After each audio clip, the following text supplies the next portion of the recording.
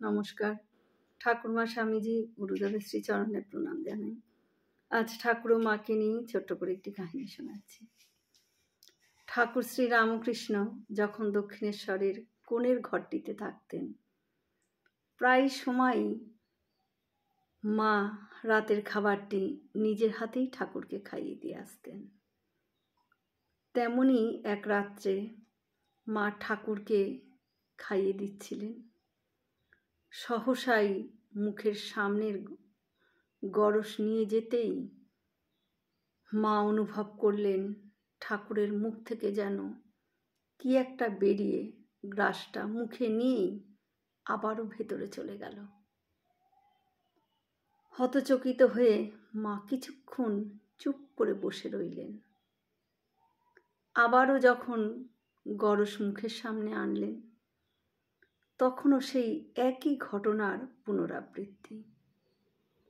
মা কিছুটা ভীত হয়ে এবারে মুখ সামনে এনে যখন দেখার চেষ্টা করলেন, তিনি দেখলেন অবিকল একটা সাপের মতো মুখবিশিষ্ট প্রাণী বারবার ঠাকুরের মুখের ভেতর থেকে কিছুটা বেরিয়ে খাদ্যপিণ্ড মুখে নিয়েই আবার ভেতরে ঢুকে যাচ্ছে।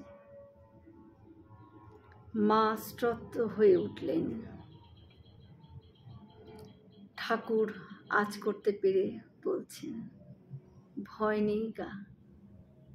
যোগশাস্ত্রে আছে, যোগীরা আহার করে না, আহার করেন তাদের ভেতরে জেগে থাকা কুণ্ডলিনী। তুমি সেই শক্তিরূপা কুণ্ডলিনীকেই দেখেছ। ঠাকুর বলছেন, জপ ধ্যান, সৎসঙ্গ বা সদ্গ্রন্থ পাঠ আমাদের অবশ্যই করতে হবে। সারাদিনে অল্প কিছু সময়ের জন্য হলেও করতে হবে। নিয়মিত জপও করতে হবে। তারপর তার কথা সর্বদা ভাববে। জপ করে অস্থির মন স্থির হয়ে যায়।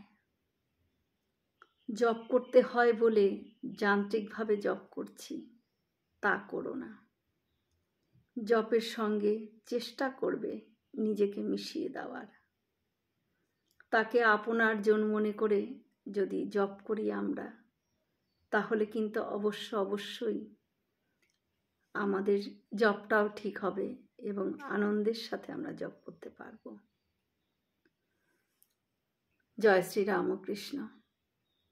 আমরা সকলে মিলে একসাথে বলি, জয় মহামায় কি জয়, জয় ভগবান শ্রী শ্রী রামকৃষ্ণদেব কি জয়, জয় স্বামীজি মহারাজজি কি জয়। হয়তো অনেক ভুল ত্রুটি হলো, ঠাকুর যেন আমায় ক্ষমা করে দেন। সকলে সুস্থ থাকবেন, আনন্দে থাকবেন। ঠাকুর মায়ের কৃপা দৃষ্টি সকলের ওপর বর্ষিত হোক। শুভরাত্রি।